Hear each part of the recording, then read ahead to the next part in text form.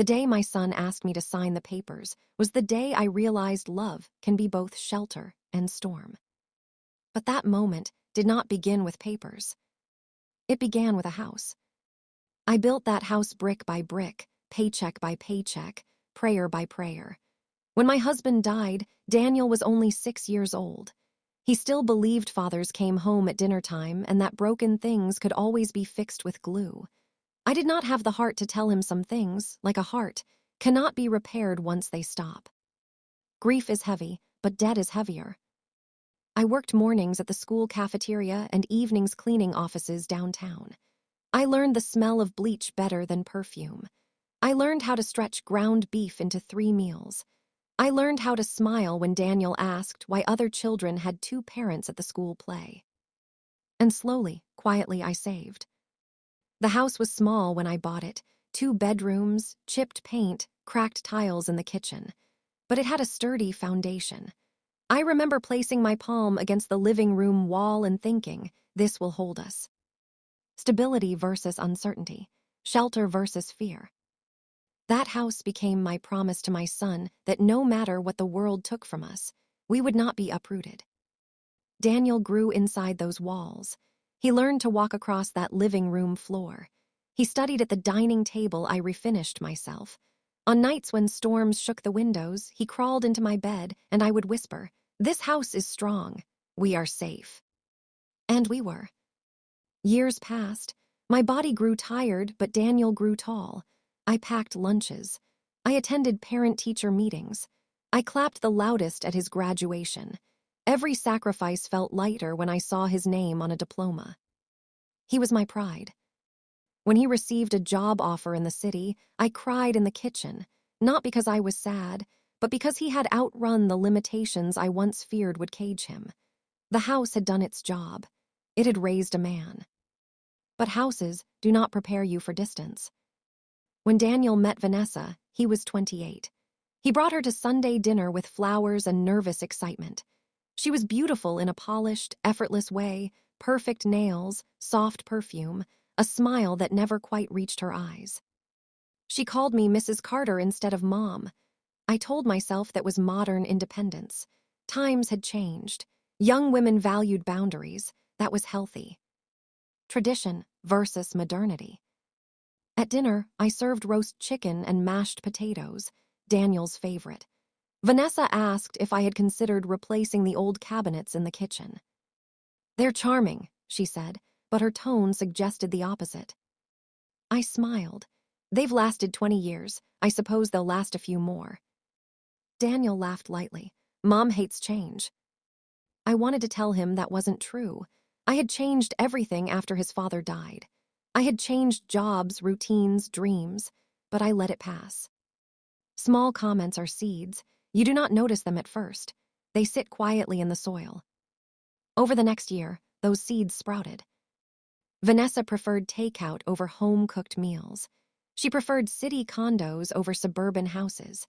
She spoke often about building something new instead of holding onto the past. Daniel began repeating her phrases. "We need our own space. We have to think about the future. We can't stay stuck." Stuck. The word echoed in my mind like a crack in glass. They married the following spring. The wedding was elegant, modern, efficient. Vanessa's parents paid for most of it. I contributed what I could, slipping an envelope into Daniel's hand the night before. "You don't have to, Mom," he said gently. "I want to," I replied. Pride versus humility. After the wedding, they moved into the upstairs bedroom while saving for a place of their own. It made sense financially. I told myself I was helping them get ahead. At first, it felt warm, 3 plates at the table, laughter drifting down the hallway. I imagined grandchildren running through the backyard. But warmth can fade into something else. Vanessa began rearranging the living room. "It feels cramped," she said. She replaced my curtains with sleek gray panels. She boxed up the porcelain figurines Daniel had bought me when he was a child. "They collect dust," she explained. Dust versus memory. I swallowed my discomfort. It was temporary, I told myself. They would move soon. Then came the first real fracture. One evening, as we sat at dinner, Vanessa unfolded a brochure. "We've been looking at properties," she announced. "Modern townhouses, open floor plans, smart technology." Daniel nodded eagerly. "It's time." "That's wonderful," I said.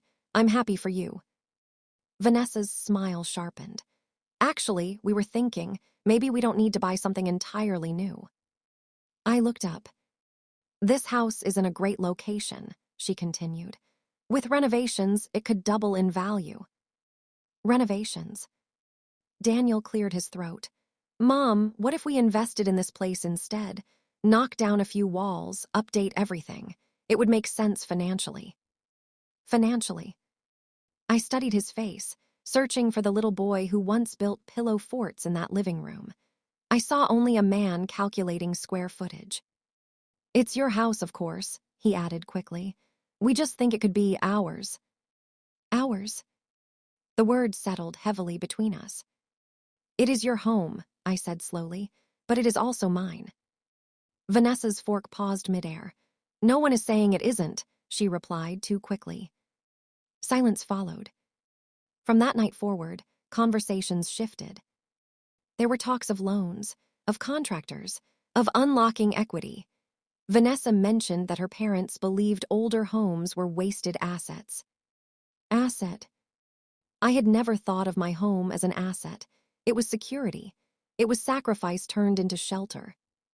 Weeks later, Daniel approached me alone in the kitchen. "Mom," he began gently, "we've been thinking long-term. If we're going to start a family, we need stability." I almost laughed. Stability? Had I not given him exactly that? "We have stability," I said. "But not ownership," he replied. The words struck harder than any accusation. "I thought you understood," he continued. "Vanessa feels like she doesn't truly belong here. It's always been your house." Your house. There it was, the line drawn. "Because it is," I said quietly. His jaw tightened. "You don't have to make this difficult." Difficult. I felt the ground shift beneath my feet. When had I become the obstacle? Over the next month, tension grew like a gathering storm. Vanessa stopped joining me for coffee in the mornings. Doors closed more often upstairs. Whispers replaced conversation. Then came the paperwork. Daniel placed a folder on the dining table one evening. His hands trembled slightly. "What is this?" I asked. "Just something to consider," he replied. I opened it. Refinancing options, property transfer drafts, a proposal outlining joint ownership, my name reduced to a percentage. Percentage versus parenthood. "I don't understand," I whispered. "It protects everyone," Daniel insisted. "If we're investing money into renovations, we need legal clarity." Vanessa stood behind him, arms folded. "It's just practical." Practical. I felt heat rise in my chest. Practical would have been saving for your own home. Daniel's expression hardened. "Why are you being selfish?" Selfish. The word sliced through 22 years of sacrifice. "I gave you everything," I said, my voice shaking. "And I'm grateful," he shot back. "But I have a wife now, I have responsibilities." There it was. Maternal sacrifice versus marital loyalty. He was not choosing greed over love, at least not in his mind. He believed he was defending his marriage, protecting unity, avoiding conflict. But in doing so, he was creating another. "I won't sign this," I said finally. Vanessa exhaled sharply. "Then what's your solution? We can't live in limbo." Limbo. My home, reduced to a negotiation. Days passed in brittle silence. Daniel avoided eye contact. Vanessa moved through the house like it was already hers. One afternoon, I overheard her on the phone. "If she won't cooperate, we'll have to reconsider," she said. Reconsider what? That night, Daniel approached me again. His tone was softer, almost weary. "Mom, maybe it would be easier if you downsized." The room spun. "Downsized," I repeated. "There are lovely apartments nearby," he continued. You wouldn't have to worry about maintenance. You'd have your own space. My own space. In the house I built, I suddenly had none. You want me to leave, I said. It's not like that, he insisted, though his eyes betrayed uncertainty. It's just practical. Practical again. Greed versus gratitude. Convenience versus loyalty. I looked around the kitchen, the worn countertop, the window where Daniel once pressed his nose waiting for his father to come home. I remembered nights counting coins to pay the mortgage. I remembered painting those walls alone. I'm not moving, I said quietly. Vanessa's patience snapped, then sign the transfer. The ultimatum hung in the air. Sign or leave. My son stood between us, torn yet silent. In that silence, I understood something painful. He had already chosen. He chose peace with his wife over protection of his mother, harmony in his marriage over honoring my sacrifices. In his mind, it was maturity. In mine, it felt like abandonment. That night, I sat alone in the living room long after they went upstairs. The house creaked softly around me. It had held our laughter, our grief, our growth. Now it held tension. But beneath the sorrow, beneath the betrayal, something else stirred. Resolve. There were truths about this house, about the mortgage, about the deed, about the way I structured everything after my husband died, that Daniel did not know. Truth versus assumption. If they believed this house was simply an asset to divide and redesign, they were mistaken. As I folded the papers and placed them back into the folder, I realized something else. This story was not over. Not by a long shot. And the house, my house, was still standing. The first night after my son asked me to leave my own home, I did not cry. I sat on the edge of my bed, the same bed I had shared with my husband for 15 years, and stared at the walls. The house was quiet in a way it had never been before. Not peaceful, not calm, quiet like something waiting to break. Upstairs, I could hear faint footsteps, their footsteps, a married couple planning their future. And I, apparently, was not part of it. Weakness would have been shouting. Weakness would have been packing a bag in the dark and disappearing to spare myself the humiliation. Instead, I reached for the small metal box at the back of my closet. I had not opened it in years. Inside were documents, deeds, letters, insurance policies, and one folded sheet of paper with my husband's handwriting on it. The ink had faded slightly, but his words were steady.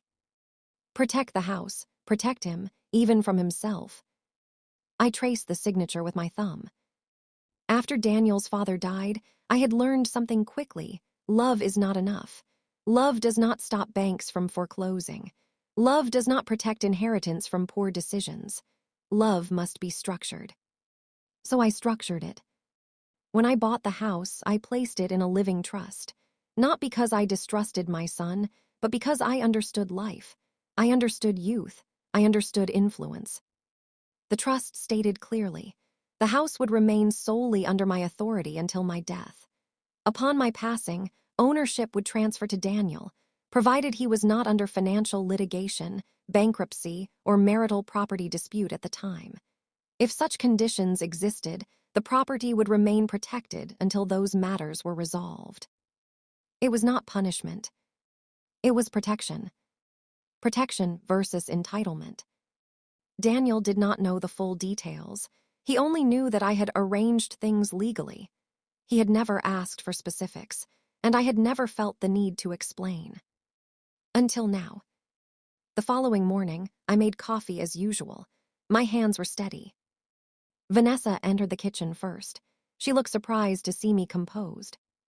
"You've had time to think," she asked carefully. "I have," I replied. Daniel appeared behind her, hopeful but tense. "I won't sign the transfer," I said calmly. Vanessa's jaw tightened. Daniel exhaled sharply. "But," I continued, "there are things you both need to understand." They sat. I placed the trust documents on the table between us. "This house is not simply in my name," I explained. "It is held in a trust with specific conditions." Daniel frowned. "What conditions?" Conditions designed to protect you, I said. Vanessa leaned forward. Protect him from what? From losing the roof over his head, I replied evenly. Daniel's voice sharpened. Mom, what are you talking about? So I told them. About the clause regarding bankruptcy, about litigation, about marital disputes, about how the house could not be refinanced, leveraged, or partially transferred without voiding the trust's protections. Silence filled the room. Vanessa was the first to speak. That's excessive. No, I said quietly. It's careful. Daniel looked stunned. You never told me. You never asked. That answer hurt him. I saw it. But truth often does. Vanessa stood abruptly. This is manipulative. Is it, I asked calmly, or is it responsible? Greed versus integrity. For the first time, the conversation was not about renovation or design. It was about risk. Daniel rubbed his temples. Why would bankruptcy even be mentioned? There it was. The question. I looked at Vanessa. Her eyes flickered, just briefly, but enough. You told him, Daniel asked her quietly. She hesitated. And in hesitation, truth begins to crack. It came out in fragments over the next hour. Credit card balances, a failed business investment her parents had quietly covered once before, student loans larger than Daniel knew, a plan to consolidate debt by leveraging home equity. This isn't about greed, Vanessa insisted. It's about opportunity. If we unlock the equity here, we can invest, grow, build something bigger. And risk losing everything, I said. Daniel stared at her, as if seeing her clearly for the first time. You said your finances were stable, he whispered. They are manageable, she corrected quickly. Manageable versus honest. The air in the kitchen felt thin. I didn't tell you because I didn't want you to worry, she added, reaching for his hand. He pulled back. In that small movement, I saw the shift. Shame versus awakening. Mom, Daniel said slowly, did you know? I suspected, I answered truthfully, when refinancing was mentioned so urgently. Vanessa's voice sharpened. So you spied on us. I listened, I corrected gently, in my own home. The irony was not lost on anyone. For years, I had been the quiet background, cooking, cleaning, smiling politely at comments about modernization. Now I was the obstacle. Or perhaps the safeguard. Daniel stood and began packing. You wanted to use the house as collateral, he asked Vanessa. It's smart leverage, she insisted. Your mother is sitting on an asset that could multiply. Asset again. It's not just numbers, he replied. It is numbers, she shot back. That's how wealth works. And what happens if the investment fails? It won't. Hope versus reality. I watched them, heart aching, not because I had been wronged, but because I saw how fragile my son's certainty was. Marriage is loyalty. But loyalty without truth becomes blindness. Daniel, I said softly, when your father died, we nearly lost this house. I swore I would never allow that instability again. Not for you, not for your children. He stopped packing. You think I would gamble our home? He asked. I think, I replied carefully, that you would trust someone you love. The words were gentle. The implication was heavy. Vanessa's eyes filled, not with guilt, but with frustration. You're painting me as reckless, she said. No, I answered. I'm pointing out risk. Daniel looked between us. Pride versus humility. For a long time, he had stood firmly beside his wife, believing that defending her was strength. Now he faced a harder truth. Strength sometimes means asking difficult questions. Why didn't you tell me about the debt? He asked Vanessa again. She folded her arms. Because I knew you react like this. That's not fair. Neither is your mother controlling our future. Control versus protection. The house sat around us, silent witness to every word. I'm not controlling anything, I said evenly. You are free to buy your own home, build your own wealth. I will celebrate that. But we can't do that as quickly without this equity, Vanessa pressed. Then perhaps, I said softly, the timing is not right. Daniel sank back into his chair. For the first time since this conflict began, I saw uncertainty, not anger on his face. He looked tired. So did I. I need space to think, he murmured. He left the kitchen. Vanessa remained. Her voice dropped. You knew this would drive a wedge between us. No, I said honestly. I knew it would force clarity. She stared at me, measuring. You don't trust me, she concluded. I don't trust risk disguised as ambition, I replied. Her composure cracked slightly. For a moment, I saw not an adversary, but a young woman afraid of scarcity, afraid of falling behind, afraid of not having enough. Ambition versus security. I grew up watching my parents struggle, she said quietly. I promised myself I'd never live paycheck to paycheck. And leveraging a home you didn't build is the answer, I asked gently. Her silence answered for her. That afternoon, Daniel asked to see the full trust documents. We sat at the dining table, just the two of us this time. He read every clause.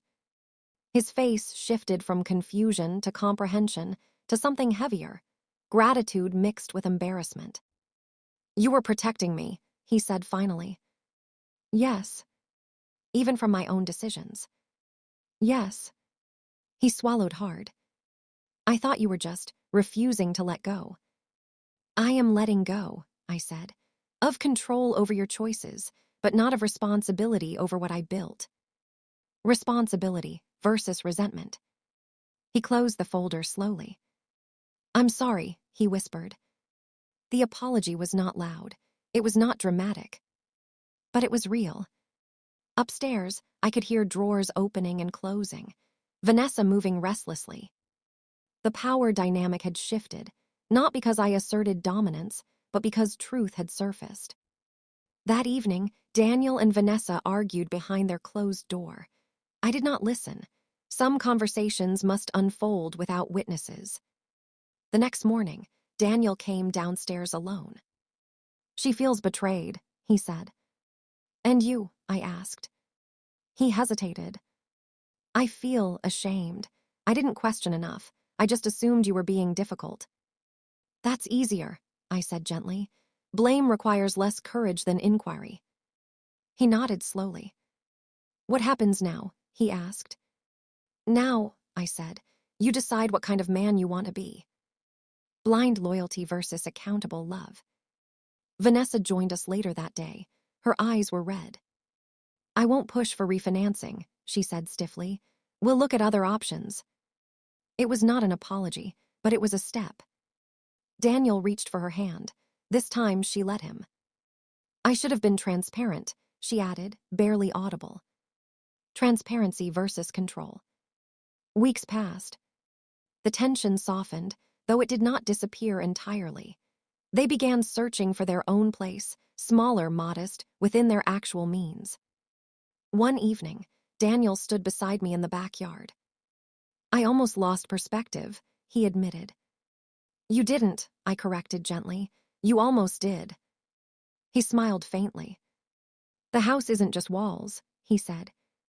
No, I agreed. It's values. Sacrifice, patience, integrity. He looked at the windows, glowing softly in the dusk. I thought choosing my wife meant choosing against you, he confessed. And now, I realize choosing wisely honors both. Humility versus ego. Vanessa approached us quietly. I was wrong to see this place as leverage, she said at last. It's history. I studied her face. This time the smile reached her eyes. Perhaps she understood. Perhaps she simply adapted. Time would tell. Months later, they signed a lease on a small townhouse across town. It wasn't glamorous. It wasn't renovated perfection. But it was theirs. On moving day, Daniel hugged me tightly in the doorway. Thank you, he said. For what? For not giving in. Strength versus surrender. As their car disappeared down the street, I walked back into my quiet house. Alone, but not displaced. The house stood as it always had, solid, steady. Not merely property. Principle. And I understood something with clarity that only comes after conflict. A home is not defined by who occupies it. It is defined by what it protects. Love without boundaries becomes vulnerability. Boundaries without love become walls. Somewhere between the two is integrity.